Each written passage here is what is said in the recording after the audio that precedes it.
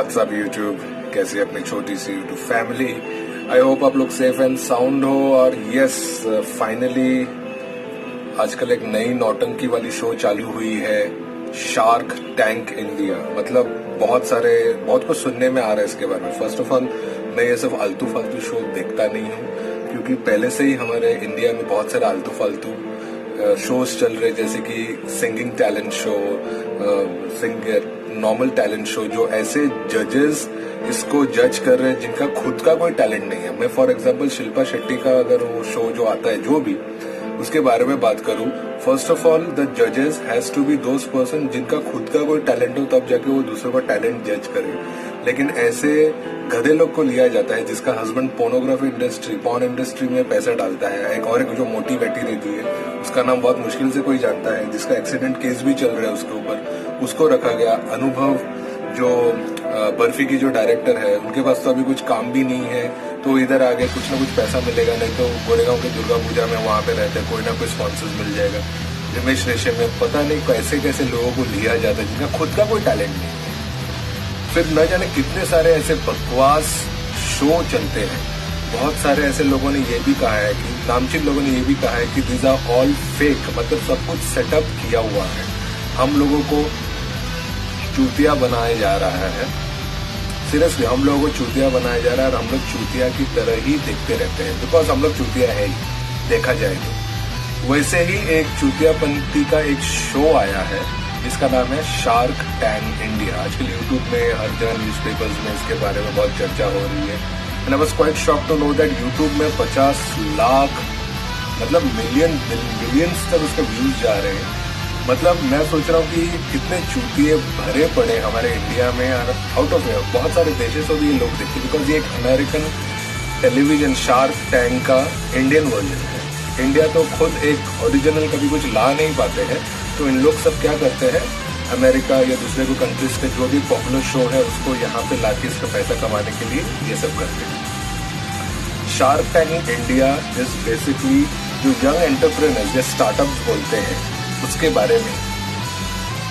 Young entrepreneurs या startup जो बोलते हैं, इनके बारे में ये बहुत सारे ऐसे लोग आते हैं। फॉर एग्जांपल, मैं एक यंग बिजनेसमैन हूँ, जिसे आजकल इंग्लिश लैंग्वेज में एंटरप्रेन्योर्स कहा जाता है।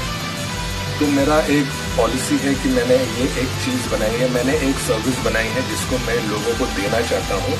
तो ये एक प्लेटफॉर्म है जहाँ पे बहुत सारे लोग जो आपको देखते हैं, वो देखते हैं कि क्या कैपेबिलिटी है आप में, और ऐसे जजेस को सामने रखा गया है जो आपको जज करते हैं और पैसे लगाते हैं आपके ऊपर। Means you are like a prostitute. Yes, you are like a prostitute. मैंने लास्ट वीडियो में भी कहा था कि startups are basically are prostitutes. ज्यादा पैसे मिलेंगे, काम करेंगे, कंपनी का नाम हो जाएगा तो अपने आप को बेच देते हैं।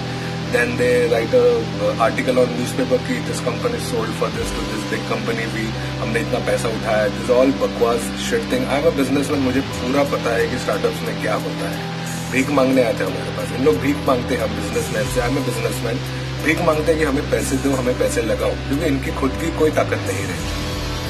मैं स्टार्टअप्स के बारे में कोई धजिया नहीं उड़ाना चाहता हूँ। मैं नेक्स्ट वीडियो पर्टिकुलर एक वीडियो बनाऊंगा जिसमें जी भर के गाली गलौज करके इनकी धजिया उड़ाऊंगा। आज मैं बात कर रहा हूँ शार्क टैंक इंडिया के जजेस के बारे में। सब लोग जानते हैं 5 नमूने चूतिया जजेस है। अश्नीर ग्रोवर, नमिता थप्पड़, क्या नमिता थापर, क्या फर्क पड़ता है, मन तो करते एक कान के नीचे दूसरा नमिता थप्पड़ या थापर जो भी हो। और एक है अमन वर्मा और something, I don't know, Tally.com के कोई है। फिर है एक लेंसकार्ट के जो को फाउंडर्स है, नाम इनकी याद नहीं है, एक बहुत हैवी बैटरी चश्मा पहन के रहता, समझो लेंसकार्ट के ये फाउंडर है। और एक जो है वो है बोट, जो हम हेडफोन्स यूज करते हैं बोट के, उसके एग्जीक्यूटिव डायरेक्टर और समथिंग ऐसे कुछ है। अश्नीर ग्रोवर के बारे में क्या हुआ था, मतलब रिसेंटली मैंने पढ़ा कि 18,000 स्क्वायर फीट दिल्ली में रहते हैं। आई थिंक इतना बड़ा जोक कभी किसी ने किया नहीं रहेगा। 18,000 नहीं रहेगा सर, जिसने भी लिखा है 1800 जगह रहेगा। 18,000 जगह रहेगा तो वो एक पैलेस होगा। Ashneer Grover looks like a brother of Karan Johar, समझ जाओ, अ गे पर्सनैलिटी। चुपचाप बैठे रहते क्योंकि इन्होंने रिसेंटली कुछ कंटेस्टेंट को बहुत ह्यूमिलेट किया था, तो उनके अगेंस्ट केस हुई है। और एक कंटेस्टेंट, एक में बहुत सारे कंटेस्टेंट ने ये भी कहा कि get some logic, get some logic, get some sense how to speak to some. ये सब चूतिए लोग, पार्टी को चूतिए है, ये अपने आप को young entrepreneur, first of all कोई भी यंग नहीं है, सब 40+ है, अपने आप को बहुत ये समझते हैं कि हमने बहुत बड़ा काम कर दिया। अश्नीर ग्रोवर भारत पे के फाउंडर है। भारत पे is one of the worst app you will ever use, frankly speaking, one of the worst app. Second है कोई है जो Shaadi.com के co-फाउंडर है। अभी Shaadi.com के co-फाउंडर है, लेकिन सिर्फ पैसे वाले लोगों को ही इन लोग सर्विस देते हैं। बिकॉज आप अगर ऐसे Shaadi.com जो भी ऐसे .coms के अगर ऊपर आप सर्विस लोगे तो इनका जो बिल है वो सोचते तो आप सोचोगे कि मैं पर्सनली खुद कुछ करा लेता तो अच्छा होगा। तो गलती से भी Shaadi.com और ऐसे कुछ में ये मत कराना। लेंसकार्ट के ऊपर मैं ज़्यादा कुछ नहीं कहूँगा, क्योंकि बहुत सारे चश्मिश भाई बहन अपने देश में हैं, उनको जरूरत पड़ती है। But Lenskart is one of the expensive service brand, तो be careful. Normal service brand में भी आपको अच्छे अच्छे सर्विस और बहुत, फॉर एग्जाम्पल अगर लेंसकार्ट 100 रुपये चार्ज करते हैं तो आपको 20 रुपये में भी सेम सर्विस मिल जाएगी। नमिता थप्पड़, अरे पता ही है थापर, नमिता थप्पड़ या थापर जो भी, she says that she is a young entrepreneur, not young, she is a mid age 40 entrepreneur of a pharmaceutical company.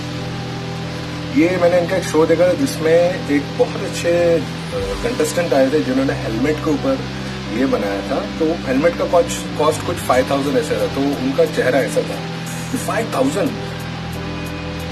Namita जी, अगर गलती से अगर ये वीडियो देख रहे हो, आपके फार्मास्यूटिकल इंडस्ट्री में क्या चल रहा है? एक भी दवाई 100 रुपए के नीचे दवाई नहीं मिल रही, तो आप खुद क्या चार्ज कर रहे हो पब्लिक से? What type of medicine are you making? एक भी दवाई 100 रुपए के नीचे नहीं है।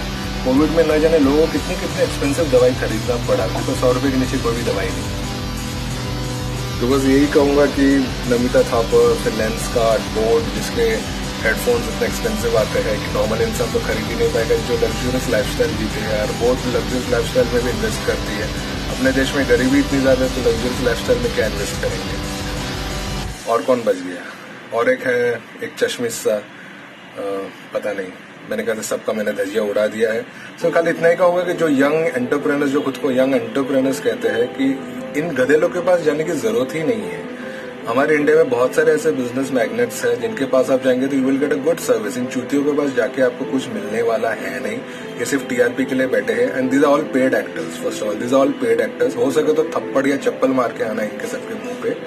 और व्यूअर्स भी देखिए 50-60 लाख व्यूज आ रहे हैं, मतलब कैसे चूतिया लोग भरे पड़े हैं यार, ऐसे फालतू शो हम लोग देख रहे हैं। कमेंट बिलो कि क्या सोचते हो आप लोग। जय हिंद, जय भारत।